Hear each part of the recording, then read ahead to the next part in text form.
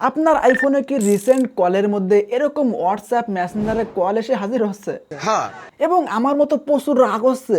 চলুন দেখে দিচ্ছি কি করলে এরকম হোয়াটসঅ্যাপ মেসেঞ্জারের কল আপনার আইফোনের কল হিস্টোরিতে আসবে না। চলে আসছে আমার মোবাইলের স্ক্রিনে। তো আমার আইফোনের রিসেন্ট কলের মধ্যে দেখতে পাচ্ছেন এখানে মেসেঞ্জার, হোয়াটসঅ্যাপ মানে এগুলোতেই ভরে গেছে, খুবই প্যারায় আনছি।